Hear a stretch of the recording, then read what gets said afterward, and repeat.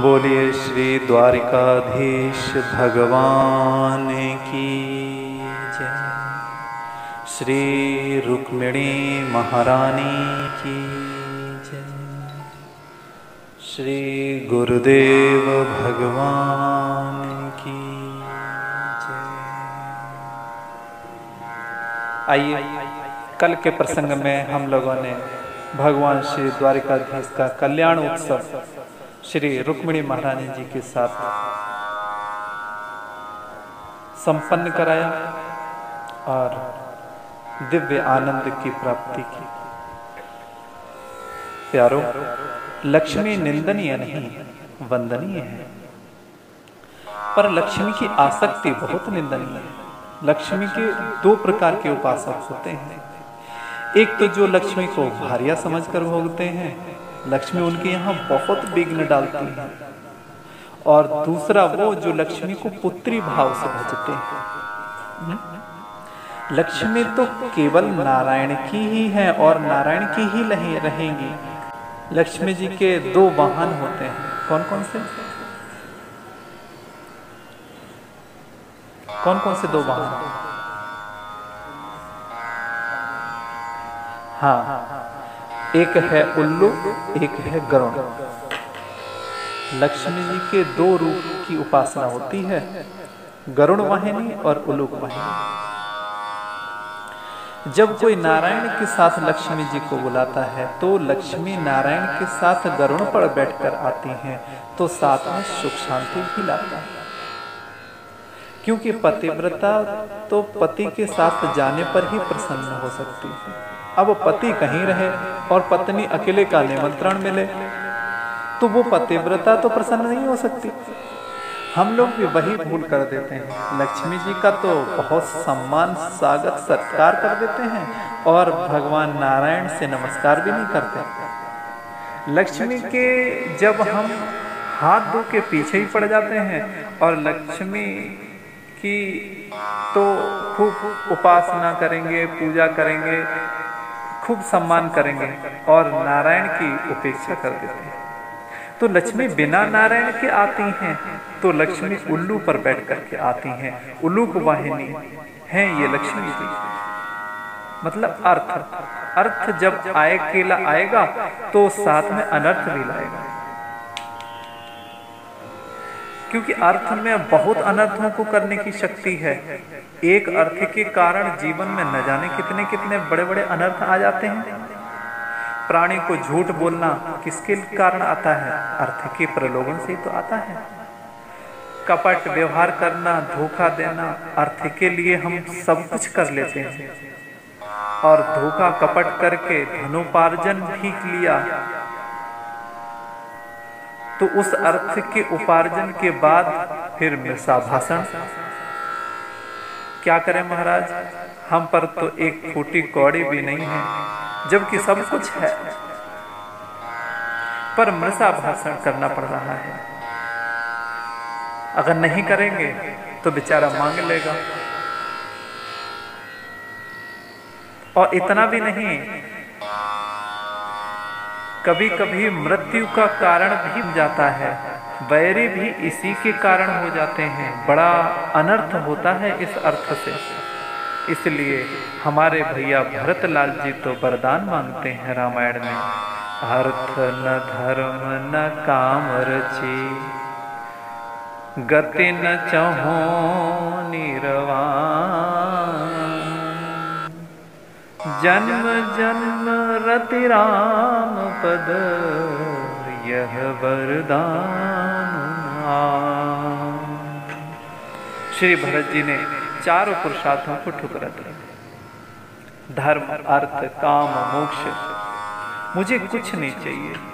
वो भरत जी को कम से कम क्रम से तो कहना चाहिए था। चारों का क्रम क्या है? धर्म, अर्थ, काम और मोक्ष, ये है ना।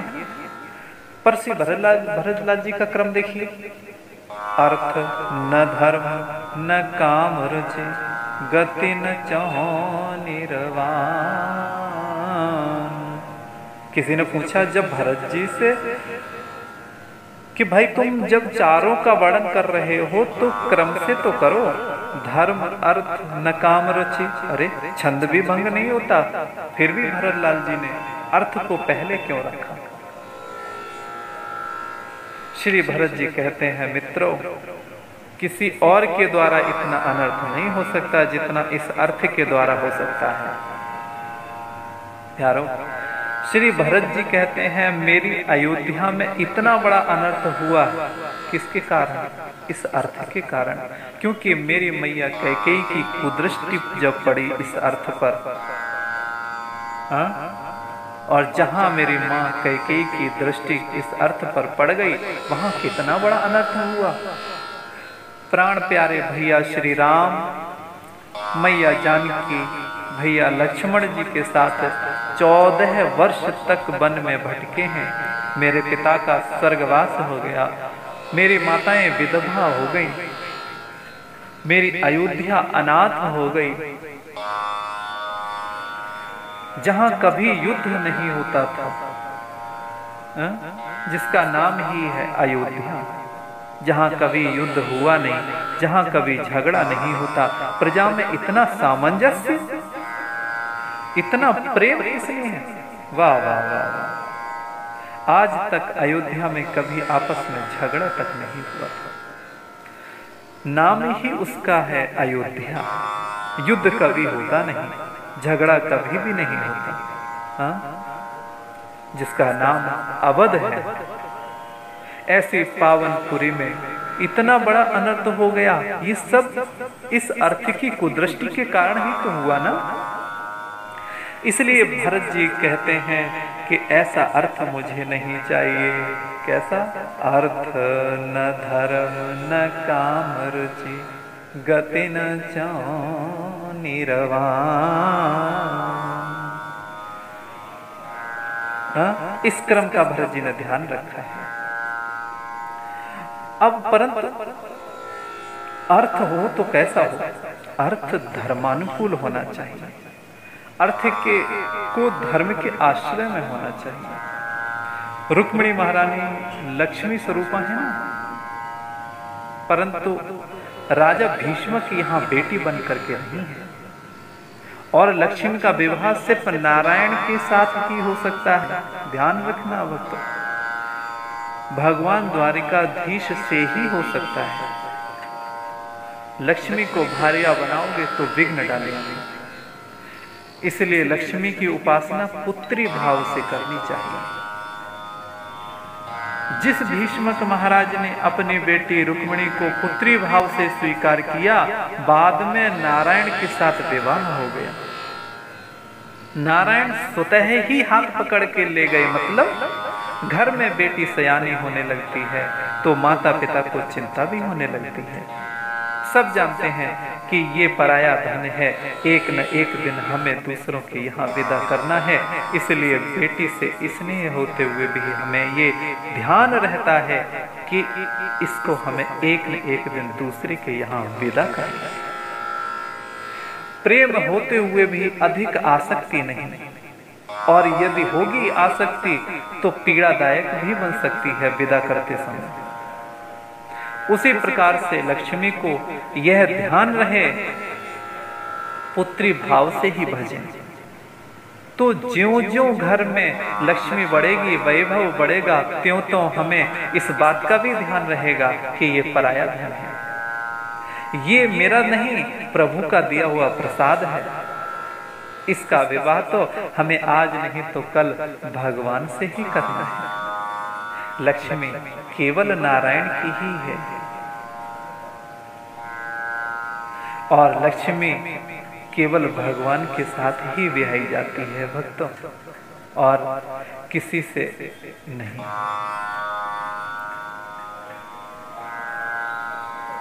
अथवा धर्म कर्म में, यज्ञ अनुष्ठान में, सत्कार्यों में उस लक्ष्मी का प्रयोग करेंगे, ये नारायण के ही रूप है ना, तो भी आपका सदुपयोग माना जाएगा। यज्ञ, वेद, शास्त्र सब नारायण के ही स्वरूप हैं। तो अपनी लक्ष्मी का विवाह नारायण से करने का तात्पर्य है अपनी लक्ष्मी का सदुपयोग करना, सदकार्यों में लगाना। तो समझ लो हम अपनी लक्ष्मी का विवाह ठीक ठीक नारायण के साथ कर रहे हैं। और यदि हमने ऐसा नहीं किया तो ये लक्ष्मी जीवन में बड़ा अनर्थ करती हैं। आज लक्ष्मी स्वरूपा रुक्मिणी महारानी का विवाह भीष्मक महाराज ने कन्हैया के साथ कर दिया, नारायण स्वरूप द्वारिकाधीश के साथ कर दिया। इस प्रसंग को हम आध्यात्मिक दृष्टि से देखें तो लक्ष्मी का विवाह नारायण से हुआ कब? जब पहले रुक्मिणी ने श्री नारद जी के द्वारा भगवान की महिमा सुनी। श्री नारद जी घर में आए और नारायण की इतनी महिमा सुनाई, रूप की, सौंदर्य की इतनी महिमा सुनाई कि लक्ष्मी जी ने बिना देखे ही नारायण को पति बनाने का फैसला कर लिया। इसलिए पत्र में लिखा था श्रुत्वा गुणान्, मैंने आपके गुणों को सुना है इतना। इसका मतलब संत बाबा तुलसीदास जी लिखते हैं, प्रथम भगत संतन कर संगा, दूसरी रते मम कथा प्रसंगा। जीव का प्रथम कर्तव्य है कि श्रेष्ठ संतों की सन्निधि प्राप्त करना। वहां क्या होगा? भगवान कहते हैं सुंदर कथा प्रसंग सुनने को मिलेंगे तुम्हें। सदा प्रसंगान नम वीर संविदा। प्यारो, जो सच्चे संत हैं ना, वो सदग्रस्त को भगवान के ही चरित्र सुना सुना करके उनको भगवत आराधना के पात्र बना देते। प्रेम से बोलिए जय श्री कृष्ण। संसारी चर्चा नहीं करते संत। मम वीर संविदा, भगवान कहते हैं संतों से हमेशा मेरे चरित्र को सुनते रहना चाहिए। सुनने से ही प्रीति जागृत होती है, वो चाहे कुख्यात हो या विख्यात, कोई अभिनेता हो या कोई भी हो। जब तक चरित्र नहीं सुनोगे भगवान के, तब तक तुम्हारे मन में देखने की, जानने की उत्कंठा उत्पन्न ही नहीं हो सकती। इसलिए नवदा भक्ति में बताया है, प्रथम भगत संतन कर संगा, दूसर रते मम कथा प्रसंगा। श्रेष्ठ संतों के पास जाओ, ये पहली भक्ति है। और फिर संतों से भगवान के कथा प्रसंगों को सुनने को मिले, ये दूसरी भक्ति है। तो मैया रुक्मिणी ने क्या किया? श्रुत्वा गुणान्, श्री रुक्मिणी जी ने नारद जी जैसे संत को पाकर के कन्हैया के गुणों का श्रवण किया है और बिना देखे ही उन्हें पति बनाने का फैसला कर लिया। जीव का भी यही धर्म है, संतों की सन्निधि प्राप्त करके गोविंद के चरित्र को श्रवण करे, तभी भगवान की प्रीति हृदय में जागृत होगी। बोलिए गोविंद भगवान की। जब प्रीत जागृत हो जाए तो किसी ब्राह्मण से अपना संदेश प्रभु तक पहुंचाना पड़ेगा, जैसे रुक्मिणी महारानी ने पहुंचाया था। और जब पत्र पाते ही गोविंद दौड़े चले आएंगे। सैनिकों से घिरी हुई रुक्मिणी जी को हाथ पकड़ करके ले गए थे ना, उसी प्रकार जब भगवान को हमारा प्रेम के बारे में जब उनको पता चलेगा तो वो भी हम पर कृपा जरूर करेंगे। तब जीव का दूसरा कर्तव्य है कि अच्छे सद्गुरु को पकड़ लें, जो उनका संदेश प्रभु तक पहुंचा सके। ये मुकदमा बिना वकील के जीतना बड़ा मुश्किल है। बहस करना ये वकील लोग ज्यादा अच्छा जानते हैं, बिना मध्यस्थ के बात नहीं बनती। इसलिए जीवन में गुरु का होना बहुत आवश्यक है। गुरु का बहुत बड़ा स्थान है। वो जीवात्मा परमात्मा के मिलन में मध्यस्थता की भूमिका निभाते हैं। तो जो संत है ना, वो जीवात्मा परमात्मा को मिलाने में मध्यस्थ भूमिका केवल उन्हीं की रहती है, संतों की। श्री हनुमंत लाल जी संत शिरोमणि है। सुग्रीव जैसे साधक ने श्री हनुमान जी की सन्निधि को प्राप्त कर दिया था। उसका परिणाम क्या हुआ? हनुमान जी ने स्वयं भगवान को ला करके सुग्रीव जी से मिला दिया। सुग्रीव जी हैं, सुग्रीव जी जीव हैं और हनुमंत लाल जी हैं संत, और राम जी साक्षात ब्रह्म हैं। तो ब्रह्म जीव का मिलन कब हुआ?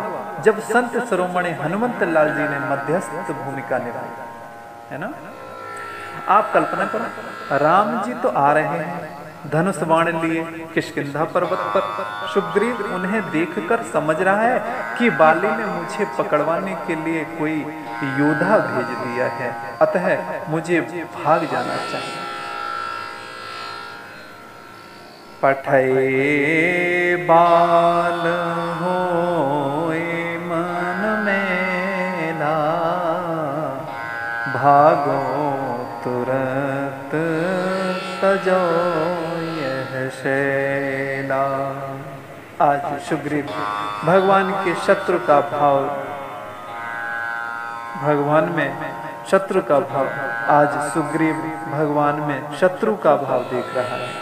परंतु सुग्रीव में एक विशेषता है कि उसे तो शंका हुई कि बाली ने मुझे पकड़वाने कोई वीर भेज दिए हैं, परंतु श्री हनुमान जी से कहता है कि हनुमंत लाल जी, तुम जाकर के पता लगाओ ना, ये कौन आ रहे हैं, क्यों आ रहे हैं, कहां से आ रहे हैं। तुम जैसा निर्णय दे दोगे मैं वैसा ही मन बना लूंगा, जैसा कह दोगे वैसा ही मान लूंगा। कुछ गड़बड़ हो तो मुझे तुरंत दूर से इशारा देना। अर्थात सुग्रीव को अपनी आंख पर विश्वास नहीं। तो श्री हनुमंत लाल जी ने तुरंत क्या किया? हनुमंत लाल जी गए और राम जी को अपने कंधों पर लाकर के सुग्रीव से मिला दिया। इसलिए लिखा है, तब हनुमंत उभय देसी दी सब कथा सुना। तब हनुमंत लाल जी ने सुग्रीव की व्यथा भगवान राम को सुनाई और राम की कथा सुग्रीव को सुनाई। फिर दोनों में मित्रता स्थापित करा दी। पावक साक्षी देकर जोड़ी प्रीत दृढ़ाए, अर्थात संत ही जीवात्मा परमात्मा का प्रगाढ़ संबंध स्थापित कराते हैं। अब प्रश्न उठता है कि आजकल संत वैसे रहे नहीं, विश्वास किस पर करें? तो रामायण में ही इसका प्रमाण देखिए। एक होता है साधु और एक होता है संत। साधु और संत में थोड़ा ही अंतर है। क्या? साधु शब्द का अर्थ है साधनोति परम कार्य इति साधु, जो दूसरों के कार्य को सिद्ध करे उसका नाम साधु, जो दूसरों के कार्य को सफल करे वो साधु। और संत कौन है? जिसकी साधना सिद्ध हो चुकी है और जो गोविंद की कृपा का पात्र बन गया है, वो है संत।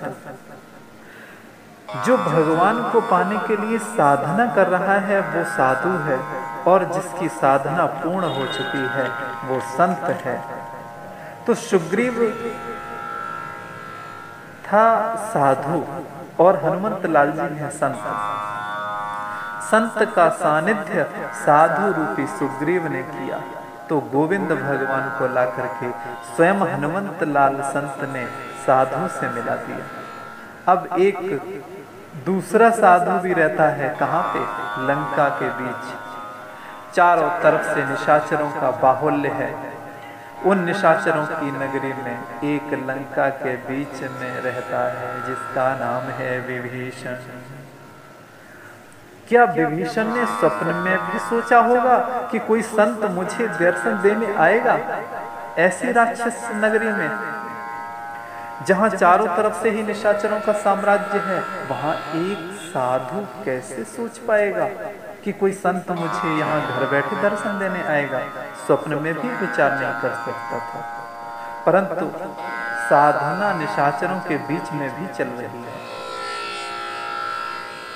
जैसे दांतों के बीच में जीव की तरह बड़ी सावधानी से रहते हैं। सुनो हो पवन सुत रहनी हमारी, जिमें दसनन मह जीव विचारी, तात कबहु मोहि जानी अनाथा, करे हैं कृपा भानुकुल नाथा। श्री राम जय राम, जय जय राम, श्री राम जय राम, जय जय राम। विभीषण जी भी उन निशाचरों के बीच में उसी प्रकार सावधानी से रहते हैं, पर साधना बराबर चल रही है। राम नाम अंकित ग्रह, शोभा वर्णि न जाय, नव तुलसी का वृंद तह, देखी हर्ष कपिराय। लंका के बीच में रहते हुए वे विभीषण के द्वार पर राम नाम लिखा हुआ है। भगवान के दिव्य धनुष बाणों के चिन्ह शोभायमान हो रहे हैं। तुलसी का सुंदर पौधा लगा हुआ है। ये है निशाचरों के बीच में विभीषण जी की साधना। कैसे भी सही साधना तो चल रही है। हमारे ऊपर तो नेक प्रतिबंध लग जाए तो राम राम कहना भी बंद कर देते हैं।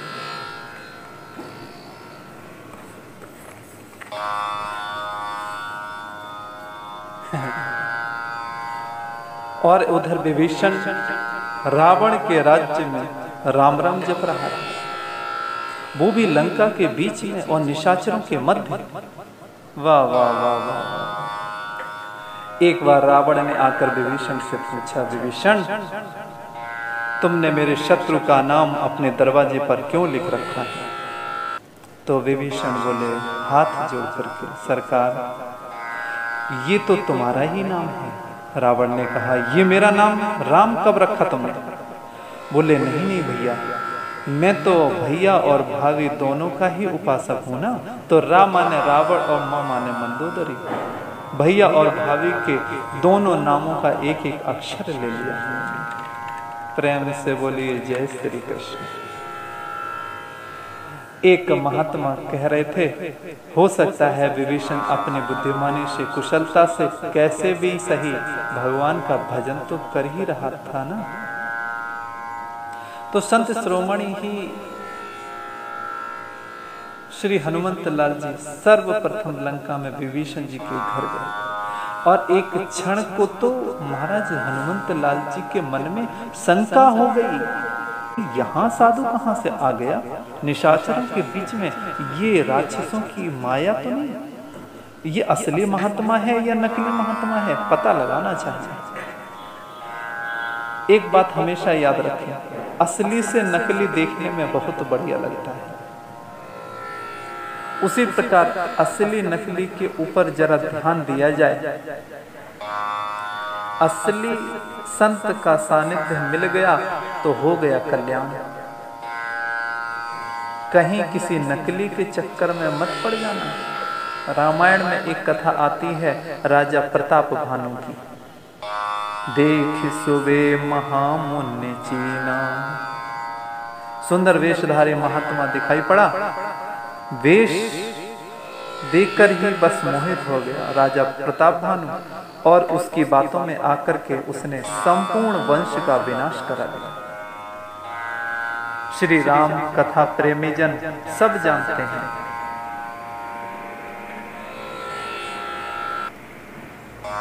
ज्यादा विस्तार करने की आवश्यकता नहीं। तात्पर्य यह है कि एक नकली महात्मा के चक्कर में प्रताप भानु का वंश ही नष्ट हो गया। अरे हनुमंत लाल जी को भी धोखा दे दिया था किसने? काल नेमी ने। बाबा बनकर के ही तो आया था ना, सीताराम सीताराम करने लगा था जड़ी बूटी जब लेने जा रहे थे श्री हनुमंत लाल जी। इसलिए कहीं कोई कालनेमी के चक्कर में न पड़ जाना। श्री हनुमंत लाल जी जैसे संत को संदेह हुआ कि ये महात्मा असली है या नकली। निशाचरों के बीच में ये साधु कहां से आ गया? श्री हनुमान जी मन ही मन तर्क कर रहे हैं, प्रतीक्षा करने लगे। असली पहचान करनी चाहिए, पर असली की क्या पहचान करी जाए? सोचा कि जागते ही जिसके मुख से स्वाभाविक रूप से प्रभु का नाम निकले, समझ लो वही असली महात्मा है। जिसके स्वभाव में प्रभु का नाम बसा होगा। और आज विभीषण की असली साधना का परिचय कब मिला श्री हनुमान जी को? जब हनुमंत लाल जी देख रहे थे तब विभीषण जी सो रहे थे, और जब विभीषण जी जगे वैसे ही उनके मुख से राम नाम निकलना प्रारंभ हो गया।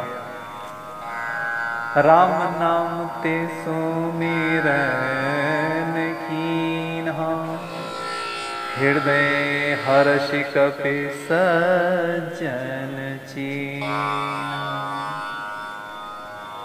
यह सनहठि करि हो पहचानी, साधु ते होयन कारज हानि।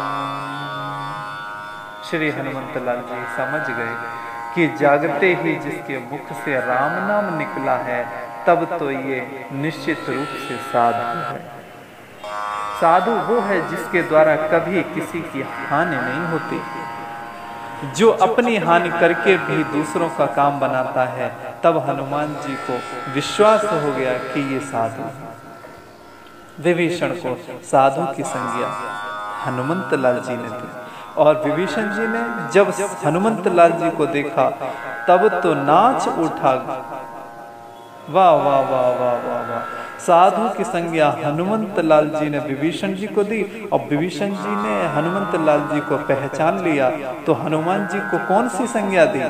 अब मोहे भा भरोस हनुमंता, बिनु हरि कृपा मिलई नहीं संता। नाथ अब हमें विश्वास हो गया हनुमान जी, बिना गोविंद की कृपा से संत दर्शन नहीं होता। आज आप जैसे संत शिरोमणि लंका के बीच में मुझे दर्शन देने के लिए आ गए। वाह वाह वाह वाह वाह। मुझे विश्वास हो गया कि अब भगवान की कृपा का शुभारंभ हो गया। बोलिए जय श्री कृष्ण। जिस दिन भगवान की कृपा हो जाएगी उस दिन तुम्हें संत को ढूंढने नहीं जाना पड़ेगा, संत तुम्हें ढूंढता हुआ तुम्हारे घर आ जाएगा। तभी भगवान की प्रीति तुम्हारे हृदय में जागृत होगी, तब संत तुम्हारा संदेश प्रभु तक पहुंचाएगा। तो इस प्रकार से भगवान ने रुक्मिणी जी के साथ सुंदर दिव्य कल्याण उत्सव संपन्न किया। और सुखदेव जी कहते हैं, परीक्षित, भगवान के और भी विवाह हुए, उनका प्रसंग भी हम आपको सुनाते हैं। एक सत्राजित नाम के राजा थे, जिन्हें भगवान सूर्य की कृपा से सिमंतक मणि प्राप्त हुई थी। एक दिन किसी यदुवंशी ने उस मणि को मांग लिया, जरा ये मणि हमें हमारे प्रभु को दे दो पहनने के लिए। सत्राजित ने मना कर दिया। दूसरे दिन सत्राजित का छोटा भाई प्रसेन मणि लेकर के शिकार खेलने को निकला। किसी शेर ने प्रसेन को मार डाला और मणि को मुंह में दबाए हुए जंगल में भागता चला गया। और उधर सामने से महाराज जामवंत जी आ रहे थे। उन्होंने शेर को मारकर मणि को छीन लिया और अपनी बेटी जाम्बवती को मणि खेलने को दे दी। इधर सत्राजित के मन में संदेह उठा कि यदुवंशी के मांगने पर मैंने मणि को नहीं दिया था, इसलिए लगता है कि श्री कृष्ण के कहने पर यदुवंशियों ने मेरे भाई प्रसेन को ही मार डाला है और मणि को छीन लिया होगा। उस संदेह की बात चारों तरफ फैल गई। भगवान को पता चला, सोचने लगे यदि मैंने मणि का पता न लगाया तो ये कलंक मेरे माथे पर बना रहेगा। इसलिए भगवान ही स्वयं मणि की खोज करने के लिए निकल पड़े। मणि की खोज करते करते जब जंगल में पहुंचे, जंगल में देखा कि प्रसेन मरा पड़ा हुआ है और आगे चले तो एक शेर भी मरा मिला और आगे चले तो देखते गए भगवान सीधे जामवंत की गुफा में प्रविष्ट हो गए। जामवंत की गुफा में जब प्रवेश किया तो जामवंती की बेटी जाम्बवती उस मणि से खेल रही है। भगवान को देख करके वो कन्या डर के मारे बड़ी जोर से चीखने लगी। जामवंत जी दौड़ करके आए, बेटी क्या हुआ? जाम्बवती बोली, देखो पिताजी, ये काले कलूटा पुरुष कौन घुसा चला आ रहा है। जामवंत जी महाराज ने ताव में आकर के बड़ी जोर से मुक्का कन्या की छाती में दे मारा। तुम्हारी इतनी हिम्मत, मेरी बिना आज्ञा के तुम घर में घुसे चले आए। बदले में भगवान ने भी एक मुक्का ठोक दिया जामवंत जी में। फिर तो क्या था महाराज, हो गई शुरू मुक्केबाजी और लगातार युद्ध चला। कितने दिन तक? 27 दिन तक युद्ध चलता रहा जामवंत जी का और भगवान का। ऐसी ठुकाई करी भगवान ने कि जामवंत जी की नस नस ढीली कर दी। महाराज चरणों में गिर करके जामवंत जी बोले, प्रभु पहचान गया, पहचान गया प्रभु, मेरे राम का अवतार हो गया है। भगवान बोले, 27 दिन में सही, चलो पहचाना तो सही।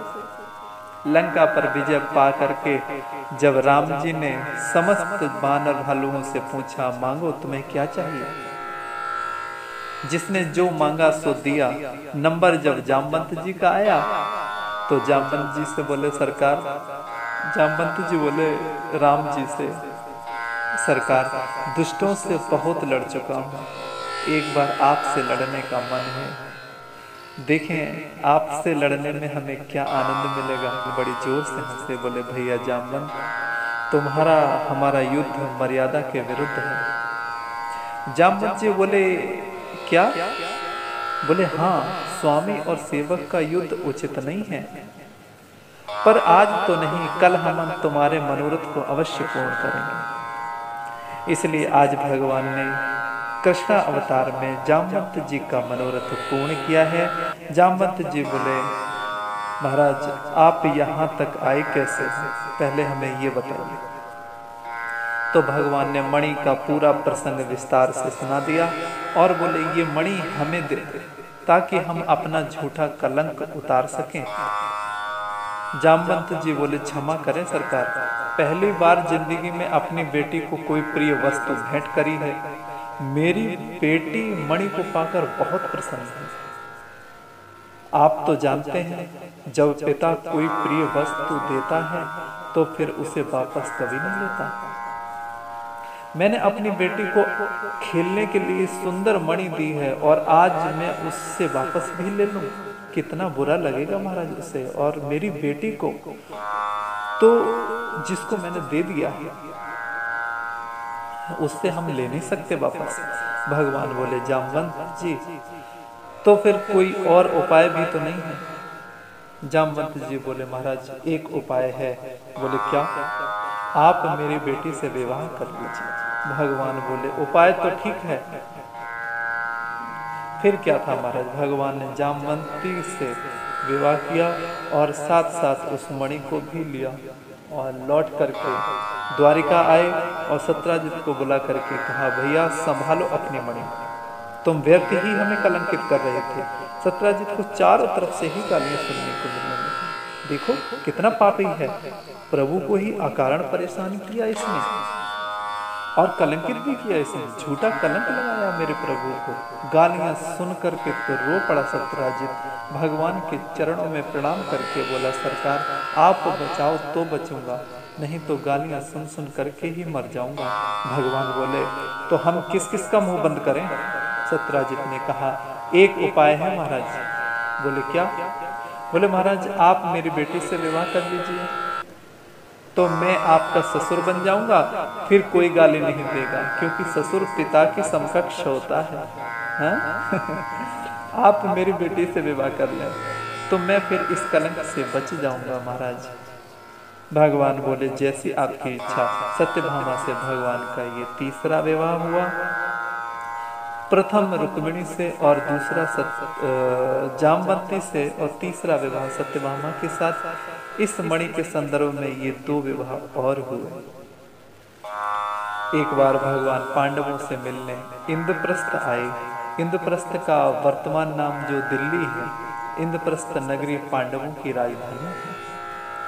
भगवान जब आए मिलने पांडवों से तो एक दिन अर्जुन कन्हैया से बोले कन्हैया चलो कहीं घूमने चले। कन्हैया बोले कहाँ चले? बोले चलो लाला आज कहीं जमुना पार चलते हैं। तो इंद्रप्रस्थ नगरी में कृष्ण और अर्जुन दोनों भैया जमुना पार निकल गए। अब दोनों मित्र रथ में बैठ करके यमुना किनारे किनारे घूम रहे थे। श्री यमुना जी के सौंदर्य को निहार रहे थे। अचानक देखा एक कन्या तपस्या कर रही है, बैठी बैठी आसन मारे दिव्य तप कर रही है। कन्हैया अर्जुन से बोले मित्र योगी तो बहुत देखे, पर योगिनी हम पहली बार देख रहे हैं, कौन है जरा पता लगाए के तो आ। अर्जुन गए, देवी नमस्कार, कहिए आपका परिचय क्या है, कौन है आप? यहाँ बैठे बैठे इतनी घोर तपस्या किस उद्देश्य से कर रही हैं? तब उस कन्या ने परिचय दिया, अहम देवस्य सवितुर्दुहिता पतिमिच्छति विष्णुं वरेण्यं वरदं तपः परं स्थिता। अहम सवितस्य दुहिता। महाराज मैं सविता की दुहिता हूँ। क्या मतलब? सूर्य की बेटी। सविता माने सूर्य और दुहिता माने बेटी। दुहिता का मतलब जानते हैं आप लोग? संस्कृत में बेटी को दुहिता कहते हैं। दुरेहिता जो माता पिता से दूर रहकर भी जो माता पिता के हित का हमेशा ध्यान रखे, उसका नाम है दुरेहिता। अथवा जो दोनों कुलों का हित चाहती हो वो भी दुहिता। उस कन्या ने कहा महाराज मेरा नाम कालिंदी है, मैं सूर्य की बेटी हूँ। बोले तो तपस्या काहे कर रही हो? भगवान बोले महाराज तपस्या इसलिए कर रही हूँ कि नारायण स्वरूप श्री कृष्ण को पति बनाना चाहती हूँ। सुनते ही अर्जुन मुस्कुरा दिए, कन्हैया के पास आकर के बोले लाला तेरे ताई है रही तपस्या। कन्हैया बोले अब हम आ गए हैं तो तपस्या की क्या जरूरत है। तुरंत अर्जुन ने कालिंदी का हाथ भगवान कन्हैया के हाथ में पकड़ा दियो। महाराज देवी यही है कन्हैया जिसकी तुम आराधना कर रही हो। कालिंदी प्रसन्न है गई कन्हैया को पाई के। इस प्रकार से भगवान का ये चौथा विवाह कालिंदी जी के साथ हुआ। अब पांचवा विवाह। बिंदु अनबिंदु दो भाई थे, इनकी इकलौती बहन थी, नाम था जिसका मित्रविंदा। दोनों भाई अपनी बहन का विवाह जबरदस्ती दुर्योधन के साथ करना चाहते थे, जबकि मित्रविंदा भगवान के गुण गणों को सुन करके अनुरक्त होकर के उन्हें पति रूप में पाना चाहती थी। जब मित्रविंदा का स्वयंवर हुआ तो उनके भाइयों ने कन्हैया को निमंत्रण ही नहीं दिया, क्योंकि जानते थे अपनी बहन की भावनाओं को। भगवान को इसकी भनक पड़ गई तो फिर क्या था, भगवान बिना निमंत्रण के ही पहुंच गए स्वयंवर में। महाराज स्वयंवर में जब कन्हैया को देखा मित्रविंदा ने तो तुरंत वरमाला डाल दी और राजा लोग विरोध करने लगे खड़े होकर। भाइयों ने भी विरोध किया। तो भगवान सबको परास्त करके कन्या का हरण करके अपने घर ले आए और विधि पूर्वक द्वारिका में आके विवाह किया और भगवान का 5वां विवाह ये हुआ। अब 6वां विवाह। एक अयोध्या के राजा थे, नाम था जिनका महाराज नग्नचित। इनकी एक बेटी जिसका नाम था सत्या। महाराज नग्नचित ने घोषणा कर दी कि मेरे घर में 7 बैल हैं और जो महापुरुष 7 बैलों को एक रस्सी में नाथ देगा उसी के साथ अपनी बेटी का विवाह करूंगा। बैल इतने खतरनाक महाराज, कोई भी मनुष्य सामने आता उसे काट के फेंक देते हैं। अंग प्रत्यंग हीन करके राजा भगा दिया।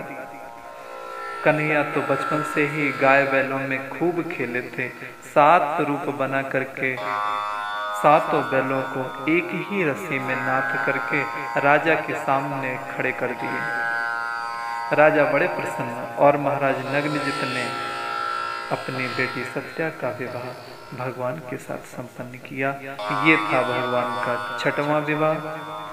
श्रुति कीर्ति बुआ की एक कन्या थी जिसका नाम था भद्रा। भगवान ने भद्रा देवी के साथ भी विवाह संपन्न कर लिया। अब 8वां विवाह भगवान ने मत्स्य का लक्ष्य भेदन करके मछली चक्र में जो घूम रही थी उसके प्रतिबिंब को देख करके उसका लक्ष्य भेदन किया है और तब उस मत्स्य का भेदन करके लक्ष्मणा देवी के साथ ही ये 8वां विवाह संपन्न हुआ। सुखदेव जी कहते हैं परीक्षित, ये 8 विवाह तो अलग अलग हुए और 16,100 भगवान के विवाह एक ही दिन में संपन्न हुए। परीक्षित चौंक पड़े, महाराज इतने सारे विवाह कहाँ से हुए, क्यों हुए और कैसे हुए? तब श्री सुखदेव जी महाराज कहते हैं परीक्षित, एक नरकासुर नाम का एक राक्षस था, दानव था। भूमि का पुत्र होने के नाते उसका दूसरा नाम भौमासुर भी था। इस नगरी का नाम था प्रयाग ज्योतिषपुर। पशु पक्षी भी प्रवेश नहीं कर सकता था इस नगरी में। चारों तरफ से अग्नि का परकोटा, उसकी नगरी के चारों तरफ से विशाल पानी की खाई, ऐसा बनाया हुआ था उस नगरी को। उसकी नगरी में प्रवेश का मात्र एक ही द्वार था और उस दरवाजे पे 5 मुंह वाला एक दानव रहता था जिसका नाम मुर था। मुर नाम का दानव त्रिशूल ताने हमेशा इस नगरी के दरवाजे पर रहता था।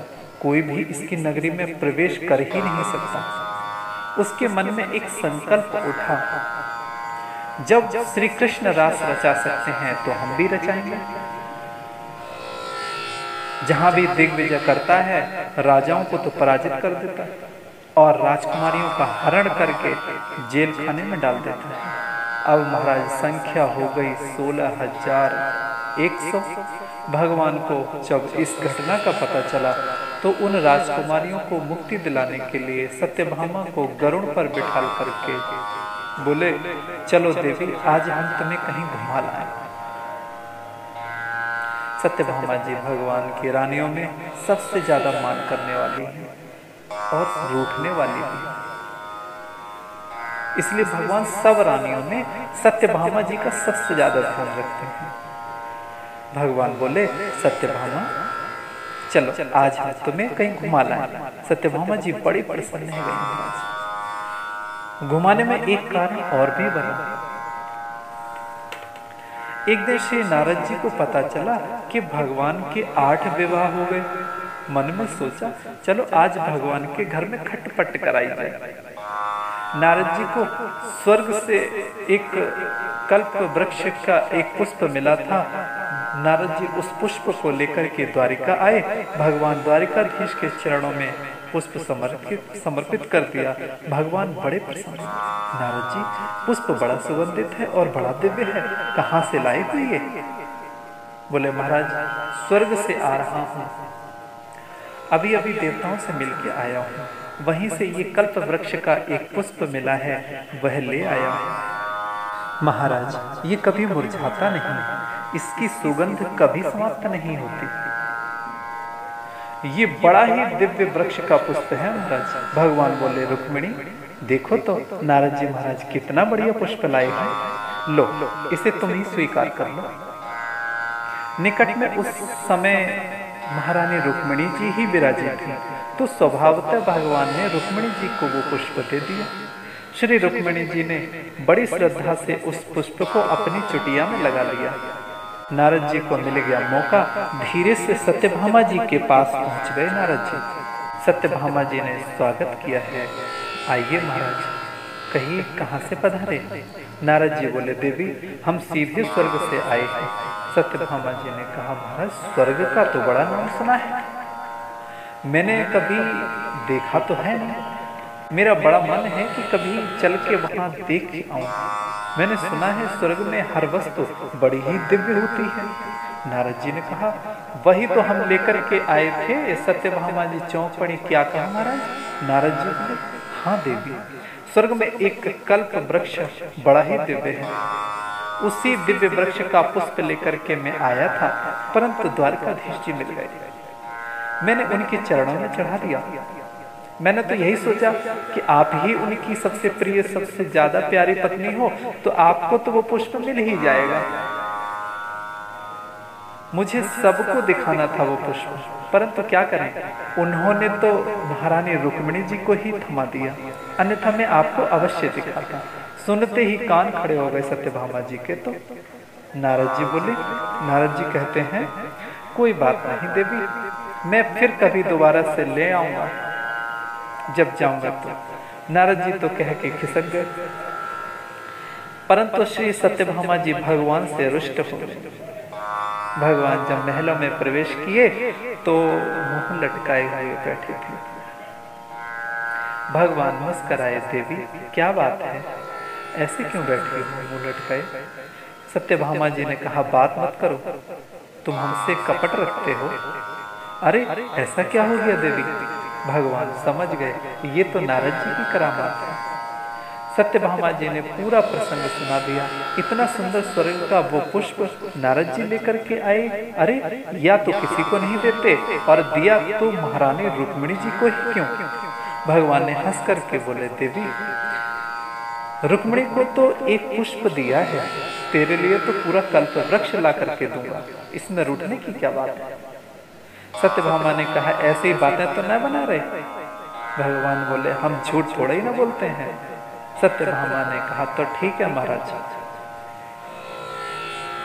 बड़ी प्रसन्न है गई, उछल पड़ी, वाह वाह वाह वाह। भगवान ने कहा सत्यभामा लो आज ही हम तुम्हें घुमा के लाते हैं। और भगवान गरुड़ पर विराजमान हुए सत्यभामा जी के साथ और प्राय ज्योतिषपुर में पहुंचे जो भौमासुर की नगरी थी। भगवान ने उसके अग्नि के पहले और जल के सारे प्रकोटे सबसे पहले ध्वस्त किए अपने सुदर्शन चक्र से, और जैसे ही मुख्य द्वार में प्रवेश करने लगे तो मुर नाम का राक्षस 5 मुख वाला दानव खड़ा हुआ था। उसने तुरंत भगवान पर आक्रमण कर दिया। बड़ा घमासान युद्ध हुआ, भगवान ने उसके 5 सिर काट दिए। तभी से भगवान का नाम मुरारी पड़ गया। मुर नाम के उस दानव को मारने से भगवान का एक नाम मुरारी हो गया। नगरी में जब अंदर प्रविष्ट हुए तो भौमासुर को पता चला, उसने भी भगवान पर आक्रमण कर दिया। अंत में बड़ा भीषण युद्ध हुआ और अंत में जाकर के भगवान ने भौमासुर का भी वध कर दिया और उसके कारागृह में जाकर के समस्त कन्याओं को बंधन मुक्त कराया और कहा देवियों अब तुम स्वतंत्र हो, अपने अपने घर को जाओ। समस्त राजकुमारियों ने भगवान के सौंदर्य पर मुग्ध होकर के हाथ जोड़ करके प्रार्थना करने लगी, सरकार एक बात पूछूं? हाँ देवी पूछो। महाराज हमारे माता पिता से तो ये दुष्ट हमें छीन ही लाया था, तब से हमारे माता पिता तो बिछुड़ गए, बिल्कुल निराश ही हो चुके हैं। उन्हें अब हमारे लौटने की कोई आशा तक न रही होगी। और महाराज अगर हम लौट भी जाएं तो किस मुंह के साथ जाएं? अपने माता पिता के यहाँ जाएं तो जाएं कैसे? और माता पिता यदि हमें अपना भी लें तो पराये कारागृह में कैद कन्या से फिर विवाह करेगा कौन? इसलिए भगवान हमें तो अपने जीवन में मृत्यु के अतिरिक्त कोई मार्ग दिखाई नहीं पड़ता। माता पिता के पास जाएं तो किस मुंह से, संसार में अपनाएगा तो कौन? एक मृत्यु ही जीवन का मार्ग नजर आता है। भगवान बोले, देवियों दुखी मत हो। जिसके जीवन के सारे रास्ते बंद हो जाते हैं उनके लिए मेरा रास्ता सदैव खुला रहता है। तब एक स्वर में समस्त राजकुमारियों ने कह दिया, महाराज हम तो अपना समस्त जीवन आपके चरणों में समर्पित करते हैं। आपने नव जीवन दिया है और अब यह जीवन हम आपके ही चरणों में समर्पित करते हैं। प्रभु आप हमें अपनी दासी स्वीकार करें। तब भगवान ने कहा, देवियों दुखी मत हो, हम तुम्हें सबको स्वीकार करते हैं और समाज में भी तुम्हें एक श्रेष्ठ स्थान प्रदान कराएंगे। उतने ही रूप बनाकर भगवान ने एक ही मुहूर्त में समस्त राजकुमारियों के साथ विवाह संपन्न किया। बोलिए द्वारिकाधीश भगवान की। जिनमें 8 पटरानियां हैं और 16,100 है रानियां। और ये शिक्षा और संकेत भी भगवान ने दिया है कि यदि कोई पापी, कोई दुष्ट किसी कन्या को प्रताड़ित करे तो वह कन्या दया का पात्र है, घृणा का पात्र नहीं। इसलिए वो जो आत्महत्या करने का निर्णय ले चुकी थी, ऐसी कन्याओं को समाज में एक श्रेष्ठ सम्मान जनित स्थान दिलाने के लिए भगवान ने ये काम किया। और अगर इस कथा को हम आध्यात्मिक दृष्टि से देखें तो देखिए वैदिक मंत्रों की कई विभाग हैं, जैसे ज्ञान पक्ष की श्रुतियां, उपासना कांड की श्रुतियां। तो इन श्रुतियों के भेद में जो उपासना कांड की श्रुतियां हैं वो निरंतर भगवान की उपासना में समर्पित रहती हैं, निरंतर भगवान की ही आराधना करती हैं। उन समस्त उपासना कांड की श्रुतियों ने भगवान से प्रार्थना करी कि हे प्रभु निरंतर आपकी उपासना तो हम कर ही रहे हैं, अनंत वर्षों से करती चली आ रही हैं, पर आपका अनुग्रह हमें कभी प्राप्त नहीं हुआ। भगवान बोले, तुम्हारी उपासना सफल हुई, तुम हमें पाना चाहती हो? अच्छा, पर इसके लिए तुम्हें भी साकार होना पड़ेगा और हमें भी साकार होना पड़ेगा, तभी तो हमारे प्रत्यक्ष रूप को तुम पा सकोगी। तब वे उपासना कांड की श्रुतियां ही सब कन्याओं के रूप में, राजकुमारियों के रूप में अवतरित हुई हैं पृथ्वी पर, ब्रज अवतरित हुई हैं पृथ्वी पर। और आज कन्हैया ने उन्हें स्वीकार करके उनके मनोरथ को पूर्ण किया है। बोलिए भक्त वत्सल भगवान की। और द्वारिका में भगवान ने सबको पृथक पृथक दिव्य भवनों का निर्माण करा के निवास दिया है सादर सहित। इस भौमासुर ने इंद्र को पराजित करके इंद्र की माता अदिति के कुंडलों का हरण कर लिया था। एक बार वो ब्रह्मांड में सबसे सुंदर, सबसे श्रेष्ठ कुंडल माने जाते थे। ऐसे कुंडल भौमासुर ने चुरा लिए। भौमासुर को मार करके भगवान ने वो कुंडल ले लिए और इंद्र को वापस लौटाने के लिए भगवान स्वर्ग गए। साथ में श्री सत्यभामा जी को भी ले गए। स्वर्ग में जाकर के जब इंद्र को उनकी माँ के कुंडल दिए, इंद्र बड़ा प्रसन्न हुआ। भगवान का बड़ा सुंदर स्वागत किया है। प्रभु अहो भाग्य, आप मेरी माँ के कुंडल वापस ले आए। वाह वाह वाह वाह वाह। प्रभु मेरी माँ तो इनके बिना बहुत कांतिहीन सी प्रतीत होती थी, आपने बड़ा अनुग्रह किया है। चलिए अब आप स्वर्ग आ ही गए हैं तो कृपा करके मेरी नगरी का अवलोकन तो कर ले। भगवान बोले अवश्य ही करेंगे। तो इंद्र अपने इंद्राणी को साथ में लिया, कन्हैया को सत्यभामा के सहित स्वर्गपुरी घुमाने के लिए निकल पड़े। पूरे स्वर्ग की दिव्यताओं का दर्शन किया महाराज। ये हमारे यहाँ देखिए महाराज, रंभादिक अप्सराएं रह करके संगीत का अभ्यास करती हैं। महाराज यहाँ देखिए उन अप्सराओं के निवास का स्थल है। ये महाराज ये सभा भवन है जहाँ पर अप्सराओं के नृत्य होते हैं, स्वर संगीत से युक्त बड़े दिव्य यहाँ पर नृत्य होते हैं। और इधर देखिए महाराज ये नंद वन है, यहाँ पर यक्षों का निवास है स्वर्ग की रक्षा हेतु। और महाराज ये देखिए ये कल्प वृक्ष है, इसका दूसरा नाम पारिजात है। इस वृक्ष के नीचे जो वस्तु मांगी जाए वही वस्तु प्रकट हो जाती है। ऐसा चमत्कारी वृक्ष है महाराज ये। इसके पुष्प कभी मुरझाते नहीं हैं और सुगंध कभी जाती ही नहीं, ऐसे इसके पुष्प। जो कल्प वृक्ष की महिमा इंद्र ने बखान करी, सोई सत्यभामा जी ने तुरंत कन्हैया को इशारा कर दिया। महाराज वचन याद कर लो, अब पुष्प से काम नहीं चलेगा, इस वृक्ष को ही लेकर के जाऊंगी निशानी के लिए। तो भगवान मुस्कुरा करके इंद्र से बोले, भैया बहुत अच्छा लगा आपका स्वर्ग में, अब हम चाहते हैं कि स्वर्ग से वापस जा रहे हैं तो कुछ न कुछ स्वर्ग से निशानी लेकर के जाएं। लोग जब विदेश जाते हैं ना तो कोई न कोई निशानी लेकर के जरूर जाते हैं कि हम अमेरिका गए थे तो देखो यह लेकर के आए थे। और जब हम इतने ऊंचे स्वर्ग में आए हैं तो कम से कम कुछ तो निशानी लेकर के जाएं। इंद्र ने कहा, क्या चाहते हैं महाराज, कहिए।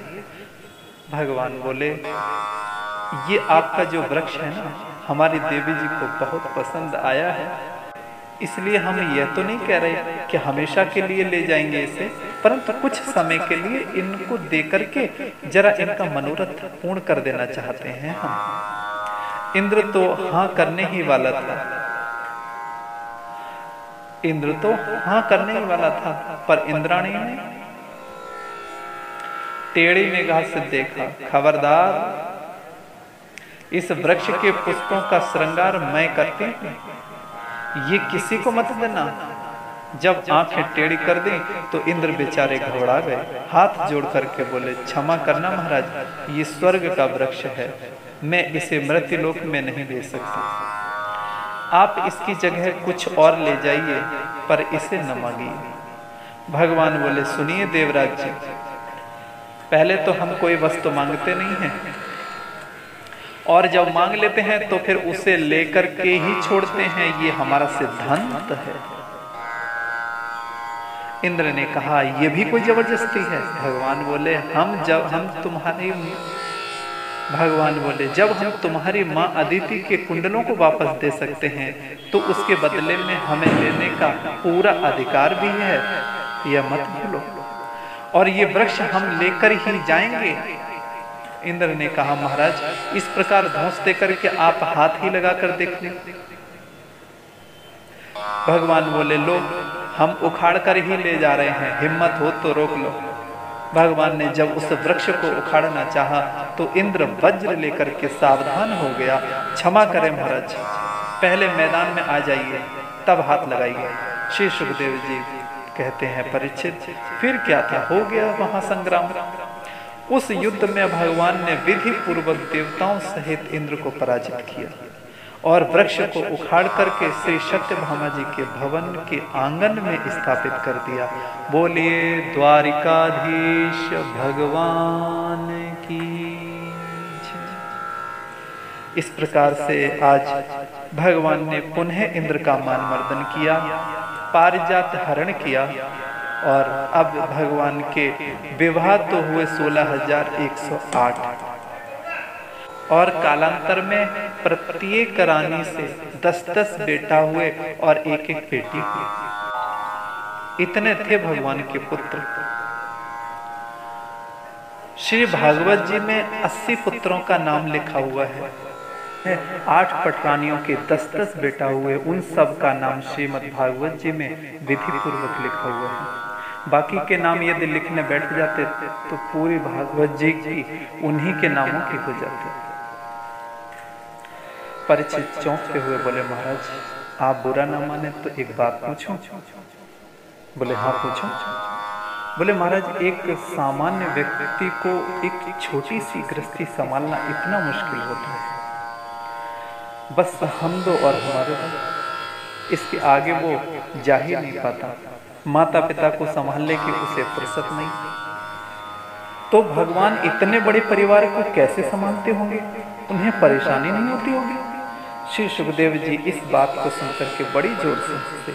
श्री सुखदेव जी कहते हैं, परीक्षित सुनो, इस बात पर हम तुम्हें श्री द्वारिकाधीश के ग्रस्त जीवन के एक झांकी सुनाते हैं। हाँ महाराज सुनाइए। श्री सुखदेव जी ने वर्णन किया है, एक दिन प्रभु ने बैठे बैठे सोचा, हमारी इतनी रानियां हैं, जब भी कोई रूठती है हम तुरंत मना लेते हैं, परंतु आज तक रुक्मिणी जी हमसे कभी नहीं रूठी। क्या रुक्मिणी जी को गुस्सा नहीं आता? सर्वप्रथम विवाह भगवान का रुक्मिणी जी के साथ ही हुआ है। रुक्मिणी जी इतनी धैर्यवान हैं जो कि भगवान से आज तक कभी टेढ़ा बोलती नहीं, सीधी सीधी बात करती हैं महाराज, बड़ी भोले भाले स्वभाव की हैं। भगवान ने आज मन में ठानी लेनी कि रुक्मिणी को आज हम नाराज करके ही छोड़ेंगे। देखें इनको गुस्सा कैसे न आवे है, और यदि गुस्सा आता है तो ये गुस्से में लगती कैसे है। ऐसा संकल्प लेके भगवान रुक्मिणी जी के भवन में गए और जैसे ही पहुंचे बड़े शांत और एकदम गंभीर मुद्रा बना करके आसन पर बैठ गए। रुक्मिणी बेचारी भगवान को देखते ही पंखा लेके हवा करवे लगे महाराज। हवा करती जा रही है, मन में सोचती जा रही है, आज से पहले मैंने इनको कभी इतना गंभीर नहीं देखा। ये तो हमेशा मुस्कुराते रहते थे, इनको भला क्या हो गया जो एकदम से गंभीरता में एकदम बैठे हुए हैं, सफचाए हुए। क्या बात है? पंखा करते करते रुक्मिणी जी ने धीरे से पूछा, महाराज क्या बात है, आज आप इतने गुमसुम से क्यों बैठे हो? तो भगवान ने चौंक करके रुक्मिणी का मुख देखा, कोई खास बात तो नहीं। रुक्मिणी की धड़कन और तेज हो गई, इसका मतलब मेरे से ही कोई गलती हुई, कोई न कोई अपराध तो मेरे से जरूर हुआ है। महाराज मेरे से कोई भूल हुई है क्या? भगवान बोले, नहीं ऐसी भी कोई बात नहीं। रुक्मिणी जी ने कहा, नहीं महाराज कोई बात तो अवश्य है, मैंने पहले तो आपको कभी ऐसा नहीं देखा, आप निसंकोच होकर के कहिए ना मेरे से। अरे मेरे से क्या छुपाना? भगवान बोले, देवी एक बात पूछूं, तुम ठीक ठीक जवाब दोगी? रुक्मिणी जी घबराई गई, हे भगवान जाने क्या हो गया। महाराज पूछिए, आप क्या पूछना चाहते हैं? भगवान बोले, देवी ये बताओ तुमने हमसे शादी क्यों करी, और कब पूछ रहे हैं? जब 10 पुत्रों के पिताजी बन गए तुमने हमसे विवाह क्यों किया? अब इसका उत्तर क्या?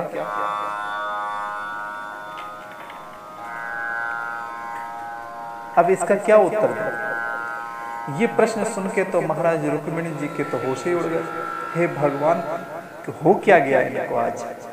ये प्रश्न हमसे क्यों कर रहे हैं कि तुमने हमसे शादी क्यों करी, और कब पूछ रहे हैं जब 10-10 बेटा है गए। अब इसका क्या उत्तर है? रुक्मिणी बेचारी कुछ भी न बोल करके नीचे मुंह लटकाए रह गई। तो भगवान ने टेढ़ी निगाह करके देखा, अरे इनको तो बिल्कुल गुस्सा नहीं आ रहा। दूसरा प्रश्न कर दिया भगवान ने तब तक, देखो रुक्मिणी मैं तो कहता हूं हमारा तुम्हारा जोड़ा बिल्कुल सही नहीं है। कहां तुम गौर वर्ण की, कहां हम काले कलूटे, भला कोई जोड़ा है? अरे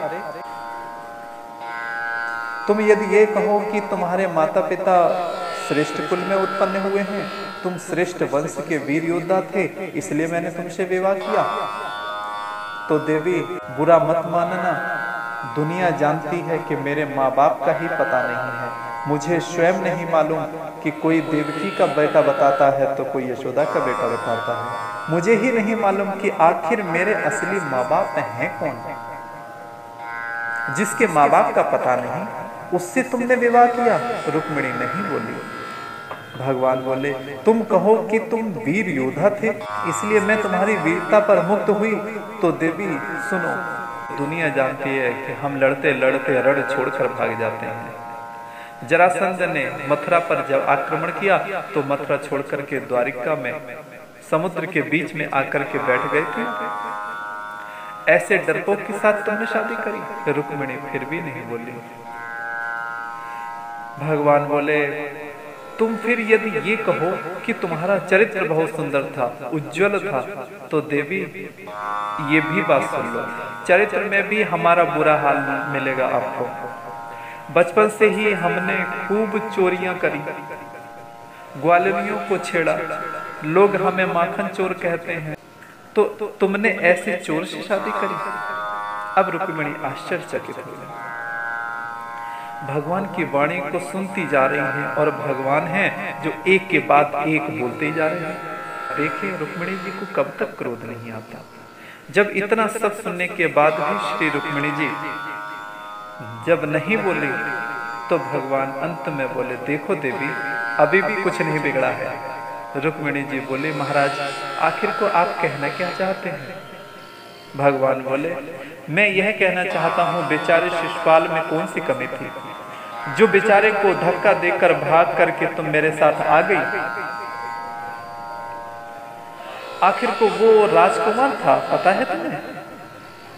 अरे हम यदुवंशियों को तो श्राप लगा हुआ है कि कोई राजा बन ही नहीं सकता, तो मैं भी राजा नहीं बनने वाला। राजा तो महाराज उग्रसेन है, मैं तो उनका सेवक हूं। जब मैं राजा नहीं तो तुम भी महारानी कहां से बन जाओगी? हाँ, यदि शिशुपाल से विवाह किया होता तो निश्चित रूप से महारानी बनकर विराजी होती।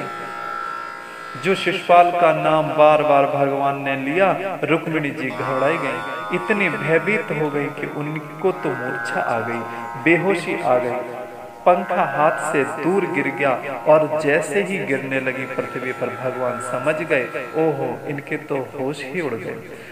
दौड़ करके भगवान ने चतुर्भुज रूप में भुजाओं से गिरती हुई रुक्मिणी जी को थाम लिया है। एक भुजा से पंखा उठा करके हवा करने लगे, एक भुजा से जल लेकर के सींचने लगे। बहुत देर तक मूर्छा में श्री रुक्मिणी जी रहीं और कुछ क्षण बाद जब श्री रुक्मिणी जी को चेतना आई, होश आया, तो भगवान बड़ी जोर से हंसे और बोले, देवी इतने साल हो गए शादी के, परंतु तुम मेरे स्वभाव को नहीं पहचान पाई। पता है देवी, लोग मुझे मुकुंद कहते हैं। मुकुंद का अर्थ मुखे कुंद समहासा, जिसका मुख कुंद कली की तरह हमेशा खिला रहे, मुस्कुराता रहे, उसका नाम है मुकुंद।